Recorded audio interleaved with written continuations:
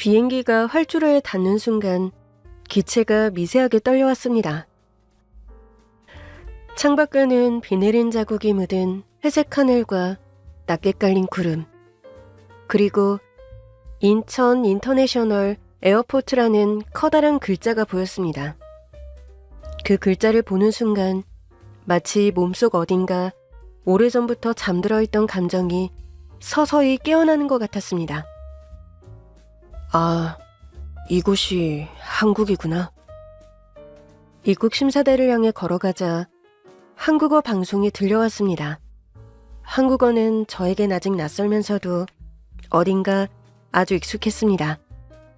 30여 년 전 입양된 이후 줄곧 영어로만 살아왔기에 한국어는 유년기의 희미한 메아리처럼 가슴 깊은 곳에만 남아있었습니다. 도착하신 승객 여러분께 안내드립니다. 입국 심사를 위해 여권과 입국 신고서를 준비해 주시기 바랍니다. 방송 안내 멘트가 흘러나오는 순간 저는 갑자기 알 수 없는 이유로 마음이 벅차올랐습니다. 마치 누군가 나를 돌아온 사람으로 인정해 준 것 같은 기분이 들었달까? 입국 심사를 마치고 드디어 입국장의 문이 열리자 조금 눅눅하고 낯선 냄새가 섞인 한국의 공기가 제 얼굴을 스쳤습니다. 4살 무렵 주택가 골목 쓰레기통 앞에서 발견되어 미국으로 입양됐던 나. 당시 내가 기억하고 있던 한국 이름인 민우 대신 제임스라는 이름으로 불리며 언젠가 내 뿌리를 찾아야 한다는 막연한 갈망을 품고 살아왔는데 30년 만에 한 한국 기업과의 협약 업무차 한국 땅을 밟게 된 것입니다. 천천히 입국장 문 밖으로 걸어 나오면서 주변 사람들을 살폈습니다. 나와 똑같은 까만 머리, 황갈빛 피부, 낮고 둥근 코를 가진 사람들. 처음 보는 사람들이었지만 거울을 보는 듯 익숙했습니다. 부모를 기다리는 듯한 어린 아이들, 서로 끌어안고 반가워하는 가족들, 캐리어를 끌며 무표정하게 지나가는 이들. 그 누구와도 말을 섞지 않았지만 그들 누구도 완전히 낯설지 않았습니다. 그때 입국장 한쪽에 서 있는 한 일행이 저의 눈에 띄었습니다. 제 이름을 종이에 써서 들고 있는 모습을 보니 저를 마중 나온 한국 회사의 직원들이 확실했습니다. 저는 그들에게 다가가 말을 걸었습니다. 아, 제가 제임스입니다만. 어색한 한국어 발음이었지만 오늘 같은 날이 오면 자연스럽게 말해보리라 결심하고 열심히 독학해온 한국어였습니다. 제임스 M. 앤더슨? 반갑습니다. 기다렸다는 듯이 웃으며 인사를 건네던 한국 기업 직원들. 눈빛이 마주치자 내 얼굴을 자세히 보는 듯 하더니 이내 놀란 표정이 순간적으로 얼굴에 스쳤습니다. 저는 혹시 제가 말 실수라도 했을까봐 입이 바짝 말라왔습니다. 혹시 뭐가 잘못됐습니까? 아니면 제가 실수라도... 저의 물음에 그들은 급히 당황스러운 표정을 지우고 이내 예의 바른 미소로 되찾아 저를 응대하기 시작했습니다. 아닙니다. 한국어를 너무 잘하셔서 놀라서 그랬습니다. 따로 배우셨나 봐요? 아, 그런가요? 따로 배운 건 아니고 제가 독학한 건데 제 발음이 괜찮나요? 네, 자연스러우세요. 참, 미처 인사를 못 드렸는데 오늘 한국까지 이렇게 귀한 걸음 해주셔서 다시 한번 감사드립니다. 원래 오늘 저희 대표님이 공항에 직접 나오시기로 하셨는데 앞선 일정이 조금 늦어지시는 바람에 함께 하시지는 못했는데 우선 저희와 먼저 본사로 이동하시죠. 앞장서는 한국 직원들을 따라서 이동하려는 찰나 그들 사이를 뚫고 누군가 내게 급하게 다가왔습니다. 그리고 내게 손을 내밀어 악수를 청해오며 자신을 소개했습니다. 제가 첫 만남부터 큰 신뢰를 범했습니다. 늦어서 죄송합니다. 저는 MW 인더스트리얼 솔루션즈 대표 이진우라고 합니다. 아, 그 대표님이시군요. 저는 인게이지먼트 매니저 제임스 M. 앤더슨입니다. 우리는 손을 마주 잡고 가벼운 목례로 인사를 나눴습니다. 그리고 고개를 들어 한국 기업 대표의 얼굴을 본 순간 저는 놀라서 기절할 뻔했습니다. 세상에 이런 일이 다 있을 수 있다니 믿을 수 없었습니다. 그도 그럴 것이 나와 똑같은 얼굴을 한 사람이 나를 마주보고 있는 것이 아니겠습니까? 마치 거울을 들여다보고 있는 게 아닌가 착각이 들 정도였습니다. 그런데 놀란 건 저뿐만이 아닌 것 같았습니다. 상대도 제 얼굴을 보고 놀라긴 마찬가지였던 듯 그대로 얼어붙어 버렸습니다. 마중 나왔던 직원들도 저희 둘을 보며 다시금 웅성거렸습니다. 야, 너무 똑같지 않아? 그러니까 처음 봤을 때도 놀랐는데 둘이 같이 서 있으니까 더 똑같아 보이네. 그러게, 야, 진짜 똑같아. 쌍둥이 같아. 생전 처음 겪는 이 상황을 어떻게 대처해야 할지 몰라 저는 어찌할 줄 모르고 머뭇거리기만 했습니다.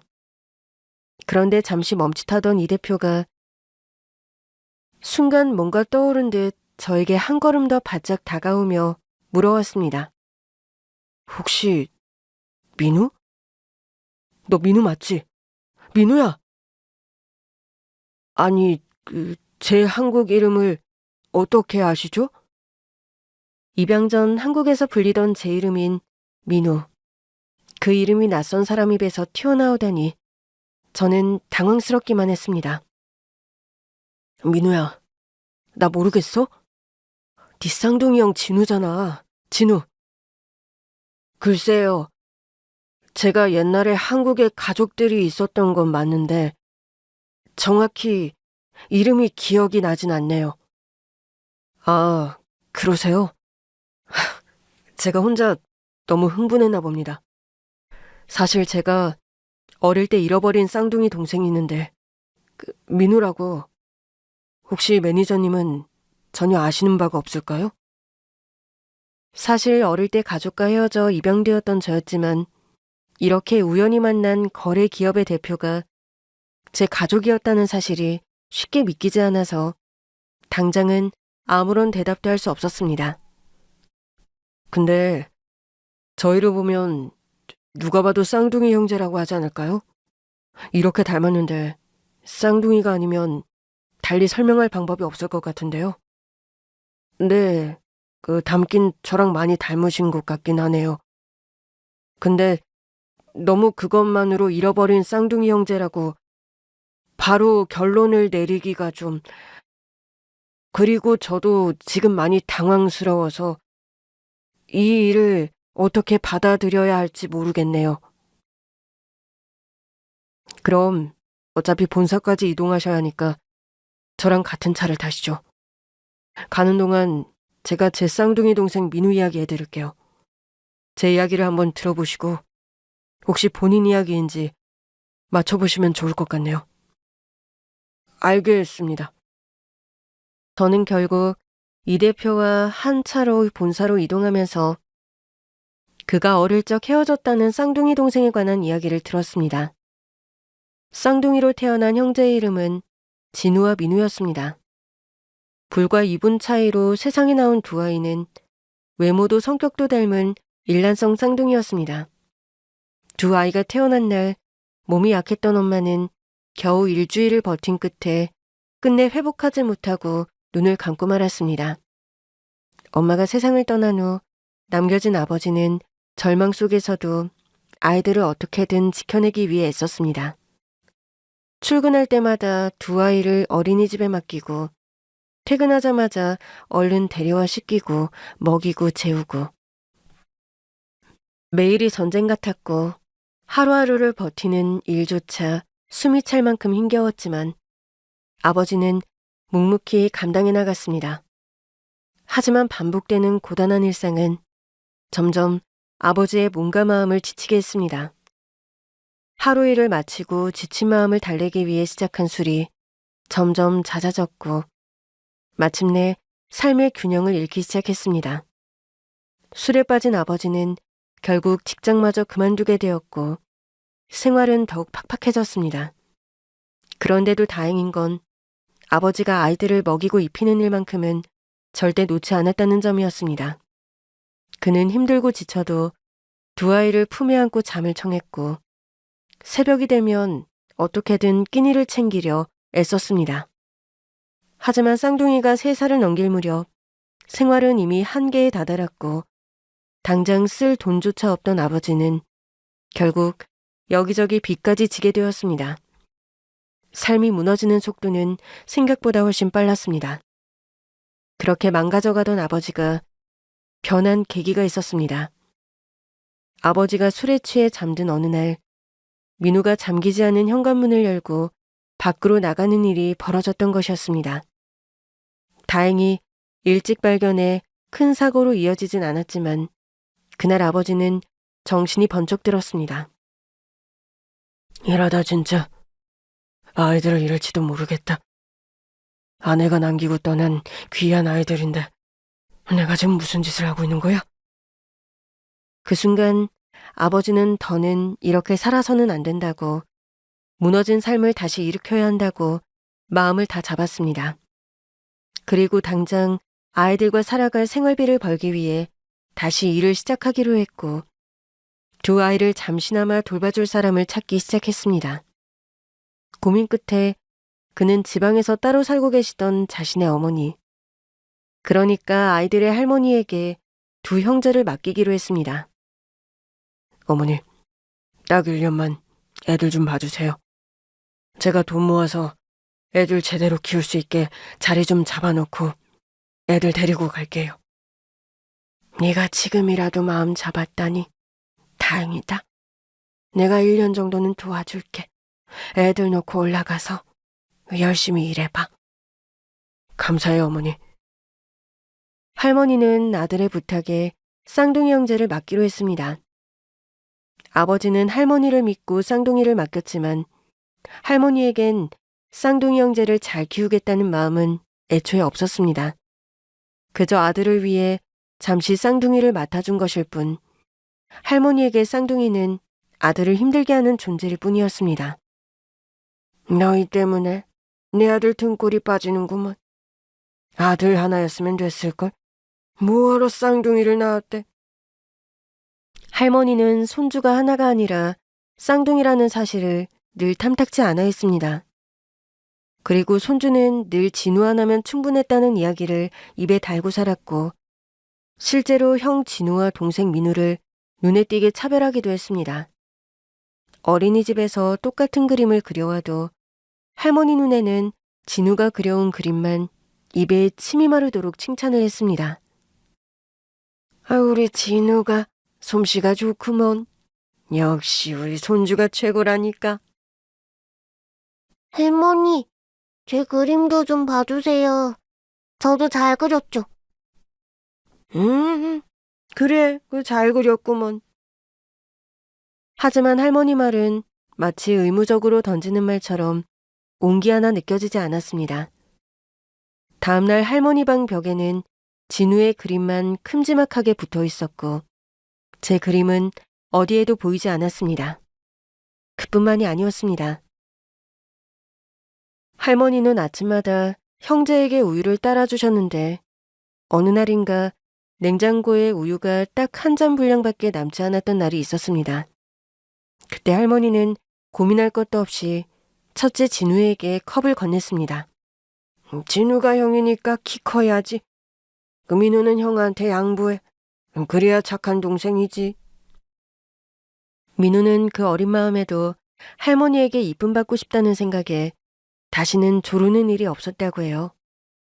또 밤이 되면 어둠이 무서웠던 두 형제는 잠들기 전이면 어김없이 할머니의 품에 파고들곤 했는데 할머니는 언제나 진우를 자신의 옆에 뉘어 재웠습니다.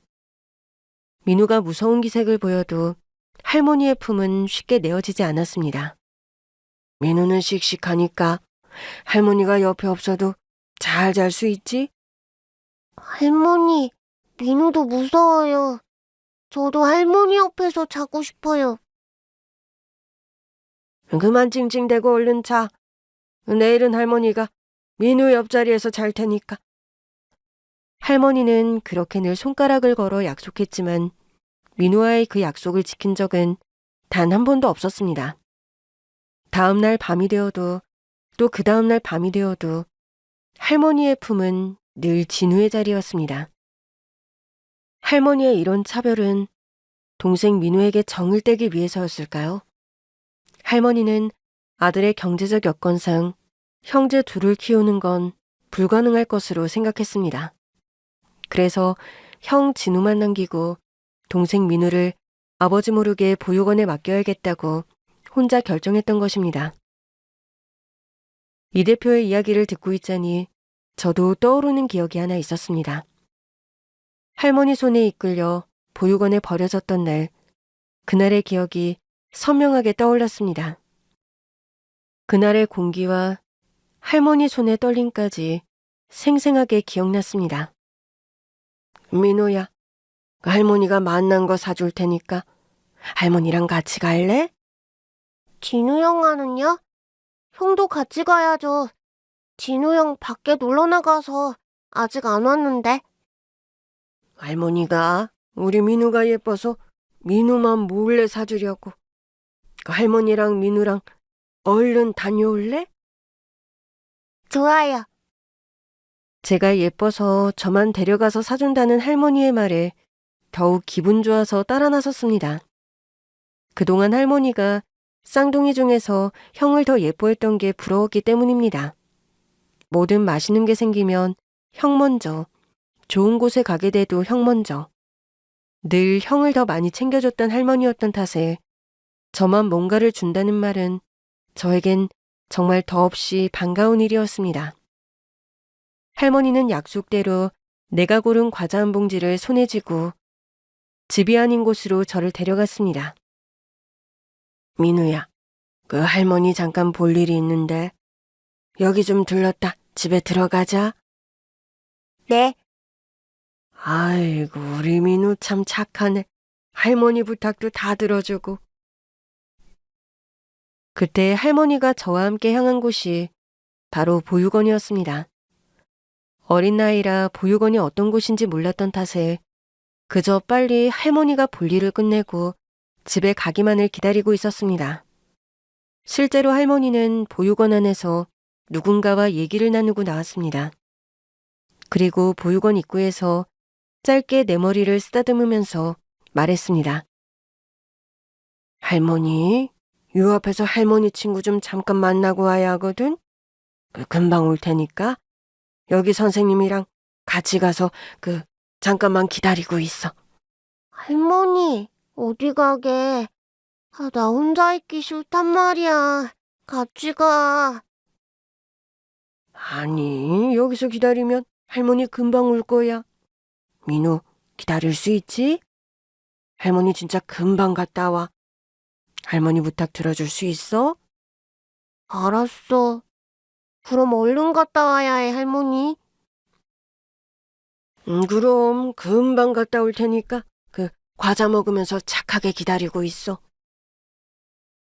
그 말을 마지막으로 할머니는 뒤도 돌아보지 않고 그대로 보육원을 빠져나갔습니다. 저는 보육원 선생님 손을 잡고 교실로 들어가 할머니를 기다리기로 했습니다. 이제 나올까 저제 나올까 문이 열릴 때마다 고개를 들었지만 하늘이 어느새 깜깜해지고 어두운 밤이 찾아올 때까지도 할머니는 다시 돌아오지 않았습니다. 민우야, 이제 그만 들어가서 자자. 할머니 오늘은 좀 늦으시나 보다. 들어가서 자고 있으면 오실 거야. 아니에요. 할머니랑 약속했어요. 금방 온다고 했어요. 꼭 온다고 했단 말이에요. 그래. 그럼 할머니 오시면 선생님이 민우한테 제일 먼저 알려줄게. 그러니까 이제 들어가서 좀 쉬자. 응? 시간이 너무 늦었어. 밖을 봐. 벌써 깜깜해졌잖아. 아니에요. 안 졸려요. 우리 할머니 기다릴 거예요. 그렇게 졸린 눈을 비벼가며 할머니를 기다렸다 잠들기를 2, 3일 반복했지만 할머니는 다시 제 눈앞에 나타나지 않았습니다.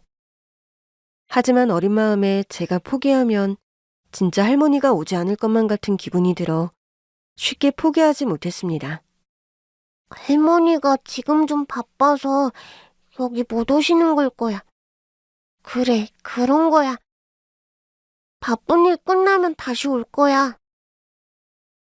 스스로를 다독이며 하루하루를 보냈습니다. 그런데 그런 저를 본 보육원 친구들이 해준 말이 저의 기다림을 포기하게 만들었습니다. 바보야, 할머니 안 와. 할머니가 너 버린 거야. 아니야, 나 버린 거 아니야. 우리 할머니는 나 안 버려. 버린 거 맞아. 저기 쟤도 너희 할머니처럼 아빠가 금방 온댔는데 안 와. 아니야, 우리 할머니는 달라. 친구들의 말에 지기 싫어 아니라고 부정해봐도 저는 버려진 아이였습니다. 나는 보육원에 있는 아이들과 다르다고, 내게는 다시 돌아올 누군가가 있다고 애써 믿으려 했지만 시간이 흐를수록 그 믿음은 점점 희미해졌고 결국 저도 인정할 수밖에 없었습니다. 나는 버려진 아이라는 사실을. 결국 저는 현실을 받아들일 수밖에 없었습니다. 할머니는 다시 돌아오지 않았고 아무리 기다려도 그 사실은 바뀌지 않았습니다. 그렇게 저는 조금씩 아주 천천히 보육원 생활에 적응해 보려고 애썼습니다. 하지만 보육원에서의 삶은 늘 낯설고 어색했습니다. 분명 따뜻한 밥도 있었고 포근한 이불도 있었지만 정작 제 마음을 기대고 싶은 사람은 그곳에 없었습니다. 따뜻하게 등을 토닥여줄 아빠도 손을 꼭 잡아주던 형 진우도 없었습니다. 아이들 웃음소리로 가득한 교실 한가운데서도 제 마음속엔 항상 찬바람이 불고 있었습니다. 늘 무언가 하나 비어있는 것 같은 기분. 그 허전함은 아무리 시간이 흘러도 쉽게 채워지지 않았습니다. 그래, 할머니는 나를 버렸지만 아빠랑 진우는 나를 찾고 있을 거야.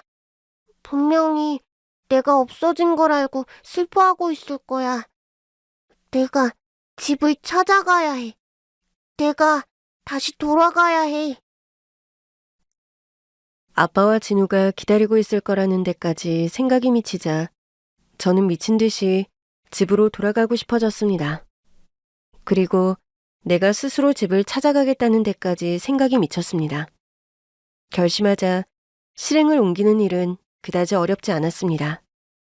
평소와 다르지 않은 어느 날, 보육원 모든 식구가 저녁 식사를 하기 위해 식당에 모인 시간. 저 화장실 좀 다녀올게요. 저는 핑계를 대고 몰래 식당을 빠져나왔습니다. 그리고 할머니 손을 잡고 보육원에 들어선 이후 나온 적 없었던 보육원 입구를 조용히 빠져나와 낯선 골목길로 들어섰습니다. 혹시나 보육원 선생님에게 붙잡혀 다시 붙들려 돌아가게 될까봐 최대한 보육원에서 멀어지기 위해 달렸습니다. 그렇게 한참을 내달려 전혀 모를 동네에 이르렀습니다. 어린 마음에 보육원 대문만 나서면 아빠가 있는 집을 어렵지 않게 찾아갈 수 있을 걸로 생각했었습니다. 하지만 세상은 어린 나에겐 너무 컸고 너무 복잡하기만 했습니다. 갈 곳도 물어볼 사람도 없는 길 위에서 저는 금세 지치고 말았습니다. 결국 어느 골목 끝에 자리한 쓰레기통 앞에서 잠시 쉬어가려고 멈췄는데 차에 이 모습을 이상하게 여긴 경찰에게 발견돼 저는 또 다른 보육원으로 보내지게 되었습니다. 새로운 보육원에서는 머문 시간은 얼마 되지 않았습니다. 제가 입수하고 얼마 되지 않아 바로 미국으로 입양 갈 아이로 뽑혔기 때문이었습니다. 처음 제가 미국에 가게 됐다는 이야기를 들었을 때 저는 미국이라는 나라가 어디에 있는지도 얼마나 멀리 떨어져 있는지도 몰랐습니다. 또 저에게 새로운 가족이 생긴다는 말의 진짜 의미도 몰랐습니다. 다만 그 말에서 느껴진 건 이곳을 떠나게 될 거라는 낯선 두려움 뿐이었습니다. 자, 네 새로운 부모님이 되어주실 분들이야. 입양 부모님을 처음 만났던 날, 나는 어색한 옷을 입고 사진처럼 웃으라고 들었던 말을 따라 입꼬리를 억지로 올렸습니다.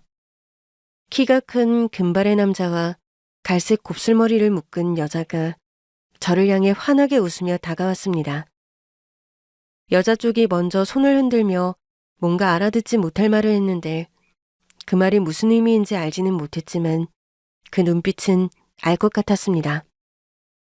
웃고 있는 입술, 부드러운 목소리, 그리고 조심스럽게 다가오는 걸음걸이까지 저를 무섭게 하지 않으려는 배려가 느껴졌습니다.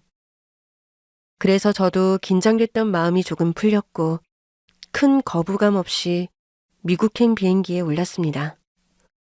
머리카락색도 피부색도 눈동자 색깔도 다른 저의 새로운 부모님은 친절했습니다. 하지만 양부모님과 함께 미국 땅에 첫 발을 내디뎠을 때 저는 완전히 다른 세계 속에 들어와 나 혼자 떨어진 느낌을 받았습니다.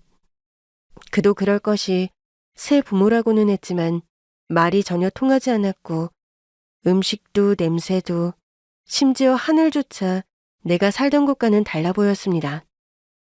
그저 혼자 외딴 섬에 떨어진 듯한 두려움에 휩싸여 첫날 밤엔 아무도 눈치채지 못하게 베개에 얼굴을 묻고 조용히 울기도 했습니다.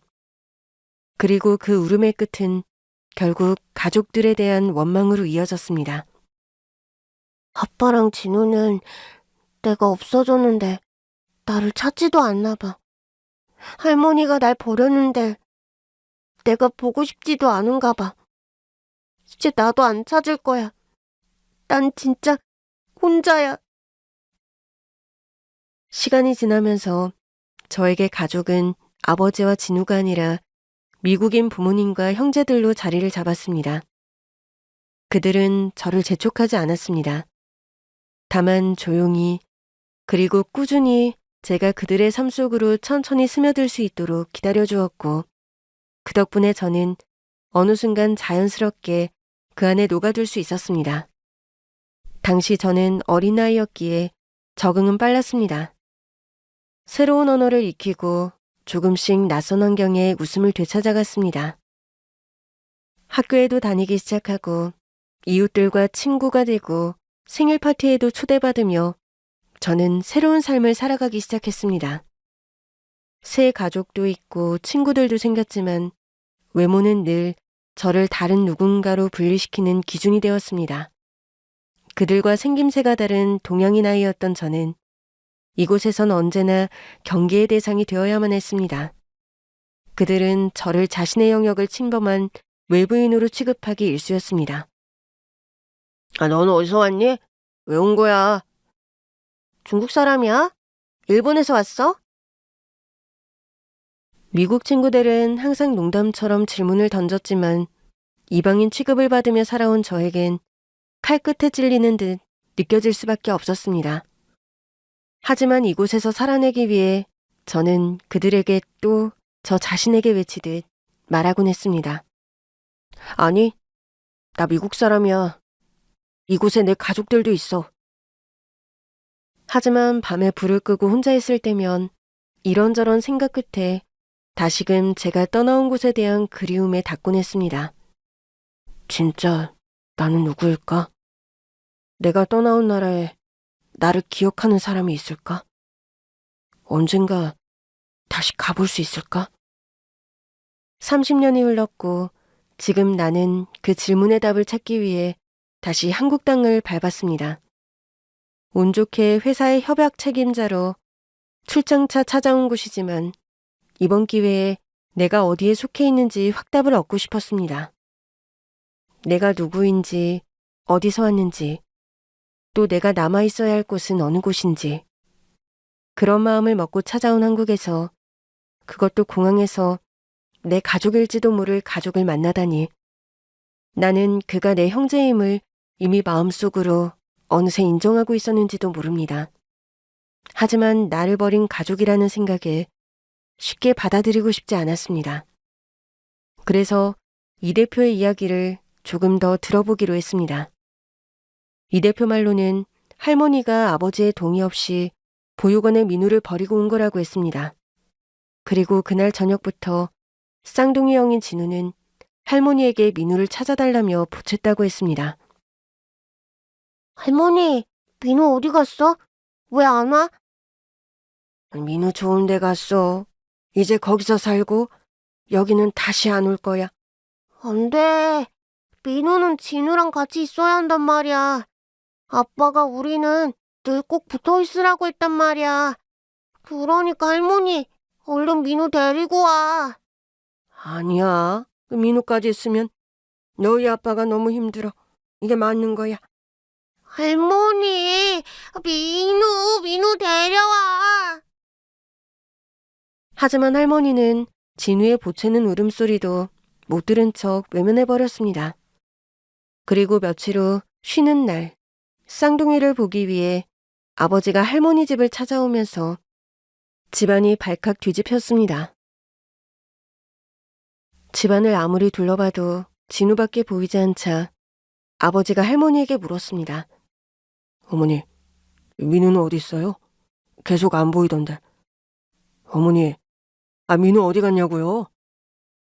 할머니는 한참의 정적 끝에 떨리는 목소리로 말했다고 합니다. 내가 혼자 키우다가 감당이 안 돼서 보내버렸어. 그리고 네가 다시 데려와도 둘 다는 제대로 못 키워. 그래서 둘째는 좋은 곳에 보냈어. 좋은 곳에 보내다니 어딜 보내요? 입을 굳게 담은 할머니. 아버지는 점차 흥분하기 시작했습니다. 어머니, 진우를 어딜 보냈냐고요? 보육원에 보냈어. 아이들 잘 봐주는 데라고 했으니까 걱정 안 해도 돼. 그 순간 쾅하고 아버지는 식탁을 주먹으로 내리쳤습니다. 그리고 불같이 화를 냈습니다.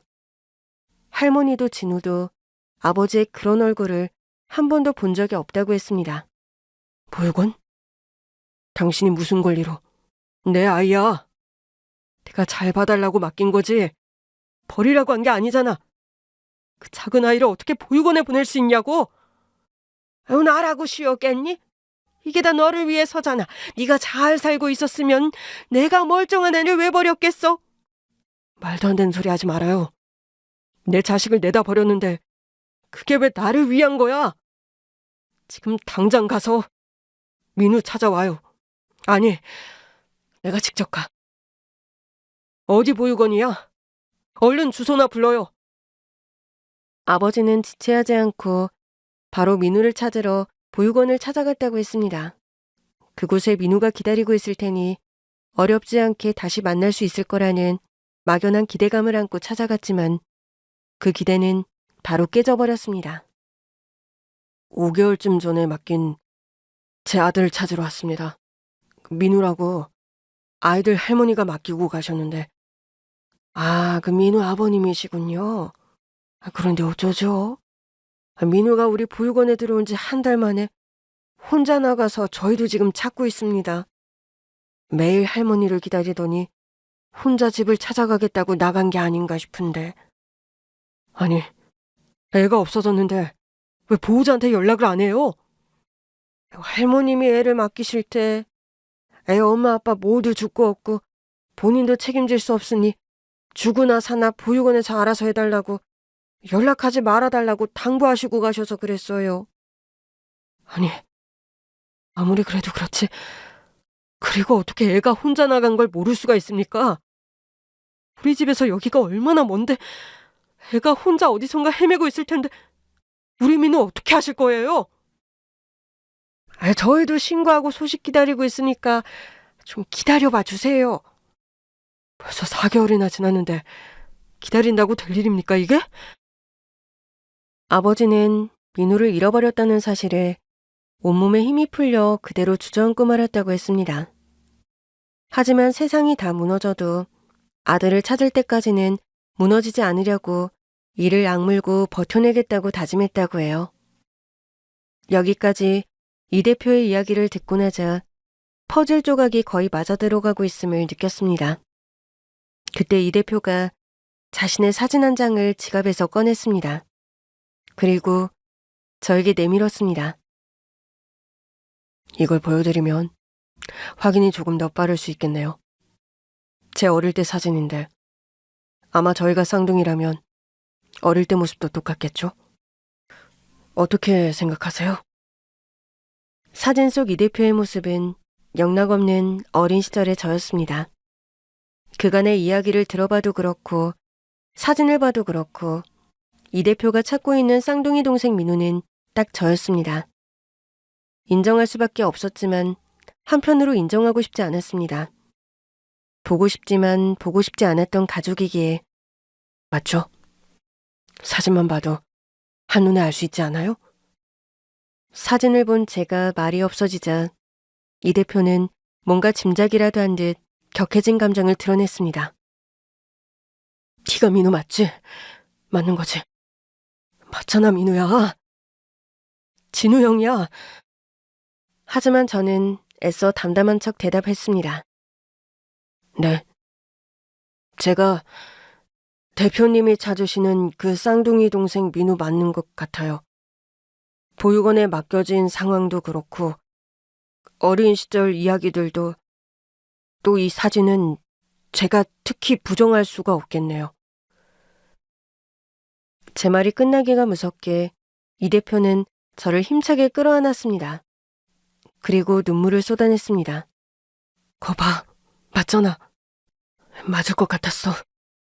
왜 이제야 나타난 거야? 우리가 얼마나 찾았다고 보고 싶어서 민우야.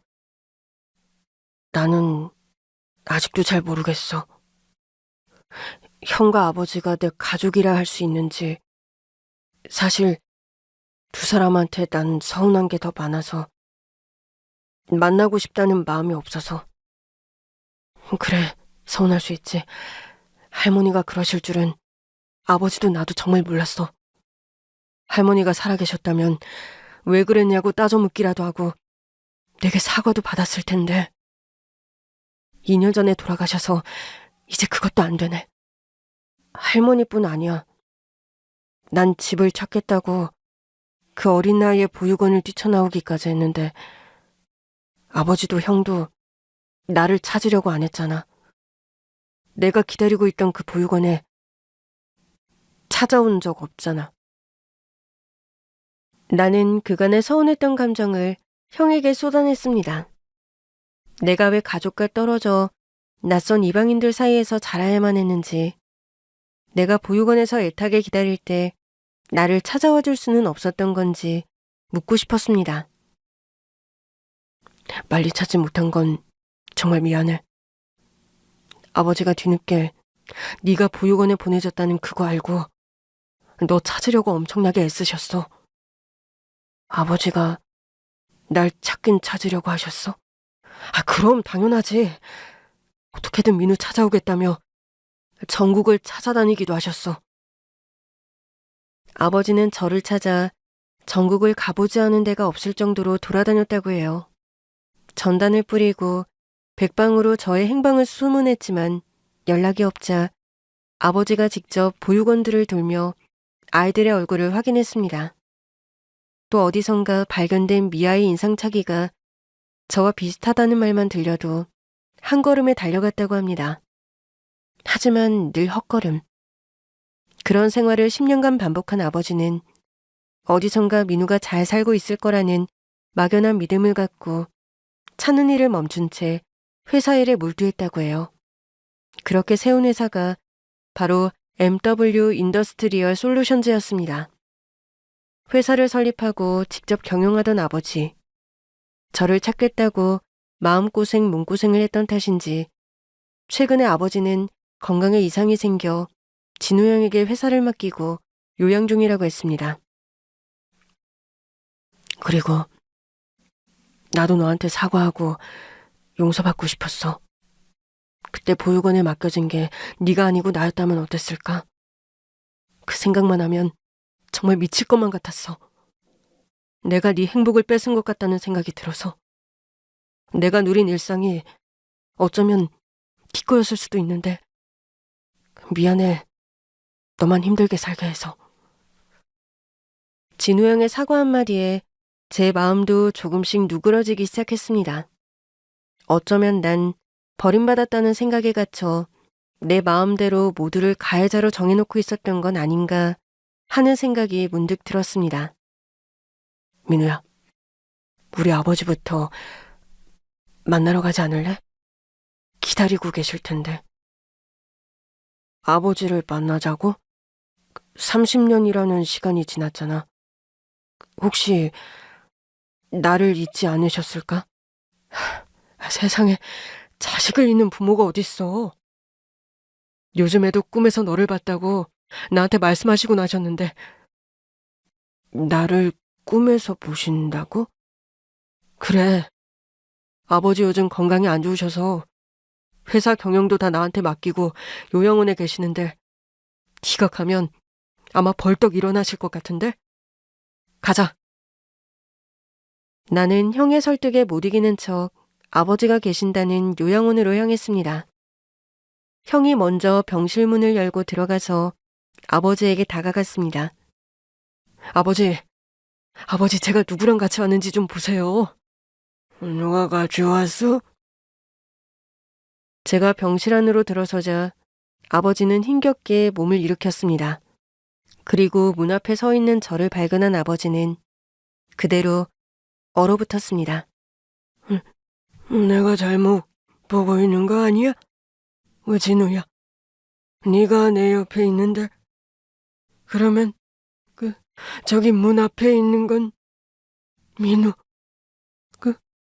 우리 민우 아니냐? 민우 맞아요, 아버지. 민우가 왔어요. 형의 대답이 끝나기도 전에 아버지는 형의 부축을 받아 힘겹게 제 앞에 다가와서는 제 얼굴을 손으로 어루만졌습니다. 그래, 네가 민우구나. 아유, 민우야 얼마나 보고 싶었다고. 근데 왜 이제야 나타났어, 이놈의 자식아? 아버지는 나를 와라 끌어안고 뜨거운 눈물을 흘리셨습니다. 저도 30년 만에 아버지의 품에 안겨 그 따스함을 느껴보았습니다. 아버지. 30년간 정말 불러보고 싶었던 이름이었습니다. 그 이름이 입 밖으로 터져나오자 형용할 수 없는 감정들이 제 안에 가득 차올라 눈물이 되어 흘러내렸습니다. 아버지와 저는 그렇게 한참을 부둥켜 안고 눈물을 흘렸습니다. 우리 얼굴 좀 보자. 내가 그때 너희를 할머니에게 맡기지만 않았어도 네가 이렇게 고생하지 않았을 텐데. 미안하다, 미안해. 내가 남은 평생을 다 갚아도 이 죄를 너한테 어찌 갚을지 미안해. 아버지, 저는 이제 용서했어요. 아버지가 저 열심히 찾아주셨다면서요. 그걸로 됐어요. 그리고 다행히 저 미국에서 입양 가서 좋은 양부모님 밑에서 편안하게 자랐어요. 걱정하지 마세요. 어린 시절 제가 기억하는 모습은 거대하고 듬직했는데 요양원에 계신 아버지 모습은 너무 달랐습니다. 훨씬 작고 약한 모습의 아버지. 아버지, 왜 이렇게 약해지셨어요? 몸이 많이 안 좋으신 거예요? 아니야. 그냥 늙어서 그렇지. 근데 네 얼굴 보니까 없던 힘도 생기는 것 같구나. 고맙다. 고마워.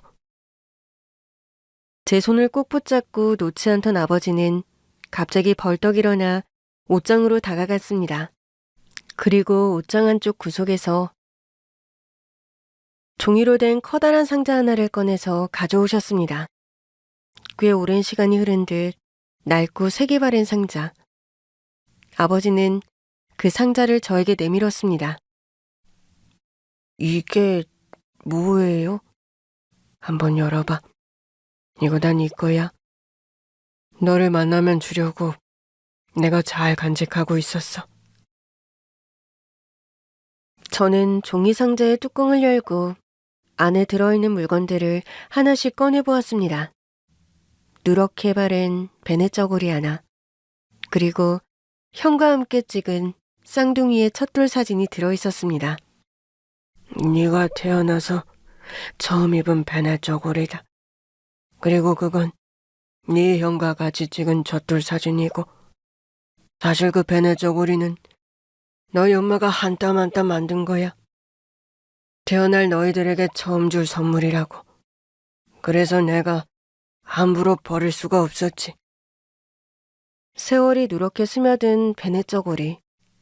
하얗던 천은 발에 있었고 끝단의 실밥은 조금씩 풀려 있었습니다. 하지만 그 모든 시간이 손끝으로 느껴졌습니다. 나는 한참 동안 아무 말도 하지 못했습니다. 마치 뭔가 깨지기 쉬운 것을 손에 쥔 듯한 기분이었습니다. 저는 조심스레 두 손으로 옷을 들어 올렸습니다. 놀랍도록 가벼웠고 믿을 수 없게도 따뜻했습니다. 이걸 엄마가 만들었다고요? 제가 입었던 거고요? 제 목소리가 통제할 수 없을 만큼 떨려왔습니다. 아버지는 고개를 끄덕였습니다. 그래, 네 엄마가 밤새 바느질했지. 바느질 초보라 서툴렀지만 네 몸에 맞게 한 땀 한 땀 정성껏 만들었어. 그땐 참 행복했었지. 살아있었으면 너희한테 정말 좋은 엄마가 되어줬을 텐데. 나는 베네 저고리 안쪽을 들여다봤습니다. 정갈하지만 삐뚤삐뚤한 바느질 자국. 그 하나하나가 마치 엄마의 손길 같았습니다. 기억은 없지만 몸은 그 온기를 알고 있는 듯 했습니다. 이 작은 저고리 안에 누군가가 나를 얼마나 기다렸고 얼마나 기뻐했고 얼마나 사랑했는지가 고스란히 담겨 있었기에 옷을 보는 것만으로도 눈물이 났습니다. 나는 지금껏 수많은 선물을 받아봤고 수많은 옷을 입어봤지만 이토록 가슴을 적시는 옷은 처음이었습니다. 아버지, 엄마가 나 사랑했을까요? 나는 고개를 들지 못한 채 물었습니다. 아버지는 길게 숨을 내쉬며 옆에 앉았습니다. 그리고 아주 단단하게 확신에 찬 어조로 말했습니다. 그 누구보다도 너희 둘을 사랑했지. 이 옷 하나만 봐도 알 수 있겠지 않니? 나는 그저 고개를 끄덕였습니다. 말 대신 베네 저고리를 가슴에 꼭 끌어안았습니다. 마치 30년 전에 엄마 품에 다시 안긴 것처럼. 베네 저고리를 내려놓고 저는 상자 안에 남은 물건을 더 꺼내보았습니다.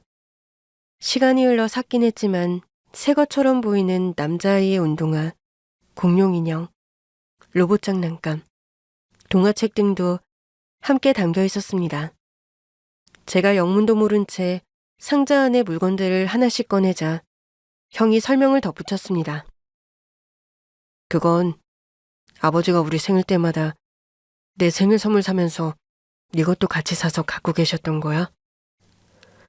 쌍둥이의 생일날이면 언젠가 저를 찾게 되면 선물해주겠다며 형에게 준 것과 똑같은 생일 선물을 사서 따로 모아뒀던 것입니다. 선물을 사며 내 생각을 했을 아버지. 아버지는 결코 저를 잊은 적이 없었던 것입니다. 특별한 게 아니야. 그냥 매년 너한테 줄 수 있을 날을 기다리면서 하나씩 샀던 거야. 못 주게 되더라도 내가 우리 민우 아빠고 이 아빠가 네 생일을 잊지 않고 기억하고 있다는 증거라도 남기고 싶어서 사서 모은 게 이렇게 모였더구나. 유행이 한참 지났고 먼지가 살짝 덮여 있었지만 그 선물들은 한 아이를 그리워한 세월의 무게를 고스란히 품고 있었습니다. 9살, 10살, 11살.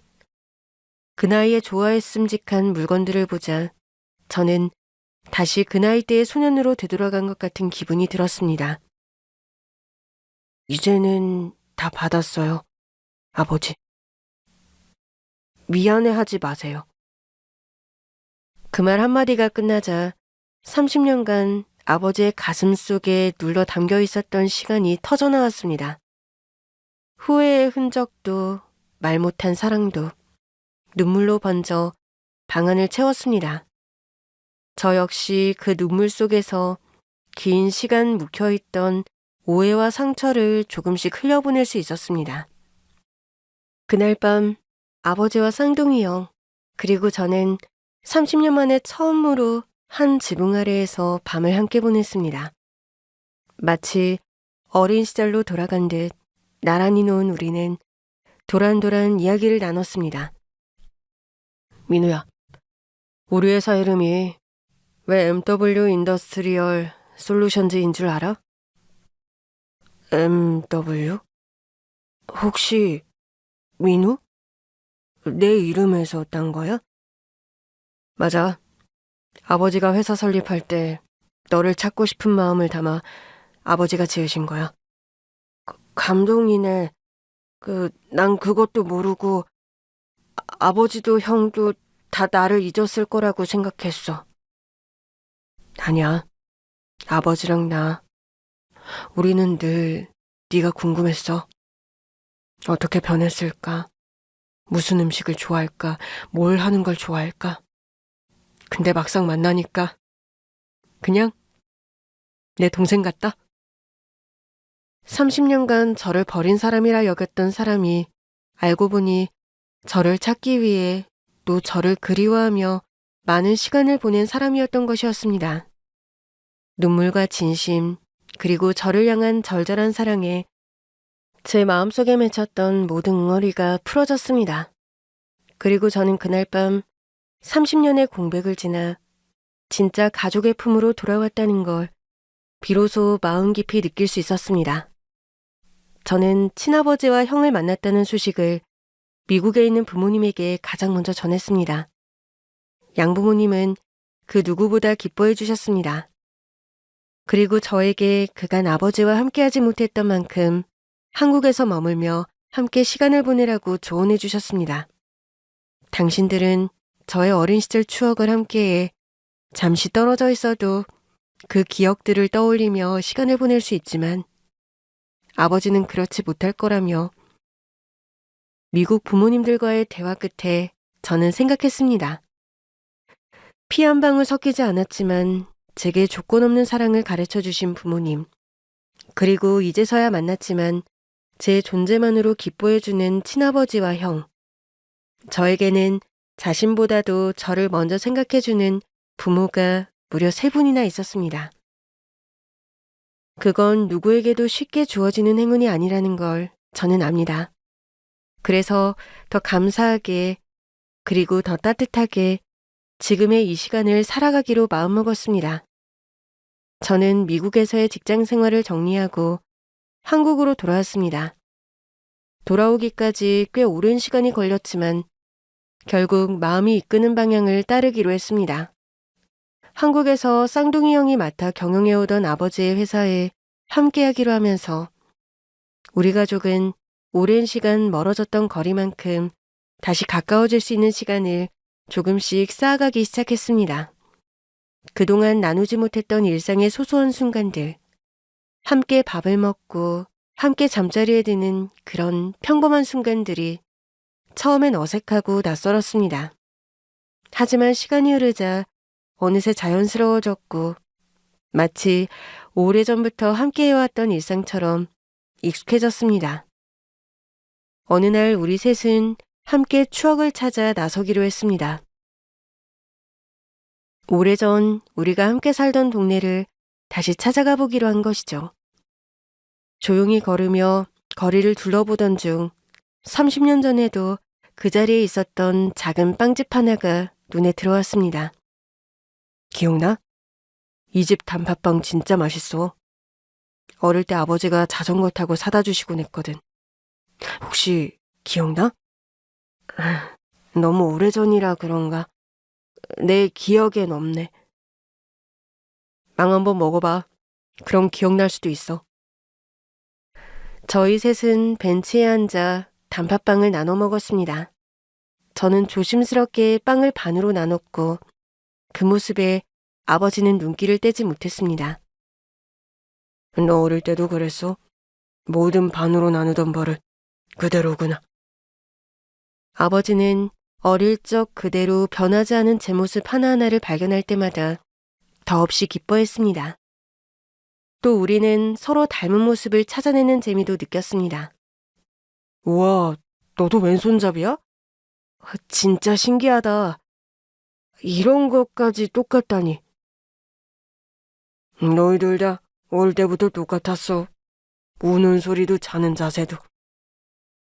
비록 쌍둥이긴 하지만 30년을 떨어져 살아 닮은 점이 없을 걸로 생각했지만 보기보다 많은 것이 닮아 있는 것이 신기했습니다.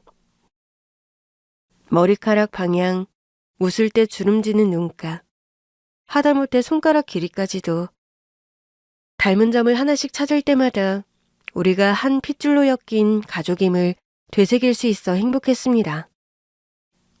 이래서 우린 가족이구나. 제가 무심코 뱉은 말에 우리 셋은 함께 웃었습니다. 서로의 존재가 삶 속에서 차지하는 자리를 자연스럽게 받아들이기 시작한 순간이었습니다. 민우야, 한국에서 하고 싶은 일 있어? 응, 있어. 나처럼 어릴 적 가족을 떠나야 했던 아이들이 지금도 어딘가에서 지내고 있지 않을까 싶더라고. 한국 아동후원재단에 기부하고 싶어. 가능하다면 꾸준하게. 그거 좋은 생각이네. 우리 기업 차원에서 한번 진행해봐도 좋겠는데. 같이 진행하면 더 큰 도움이 되지 않겠어? 그것도 좋겠네. 그런데 이건 나한테 조금 특별한 마음이기도 해서 나는 나대로 따로 할 거야. 그렇게 저는 한국 보호아동 후원재단에 기부를 시작했습니다. 누군가의 하루가 조금 더 따뜻해지길, 혼자라는 생각이 덜해지길 바라는 마음으로요. 누구도 버려지지 않아야 한다. 누구나 피어날 수 있다. 그건 제 이야기이기도 했고, 앞으로 이어질 누군가의 이야기이기도 하니까요.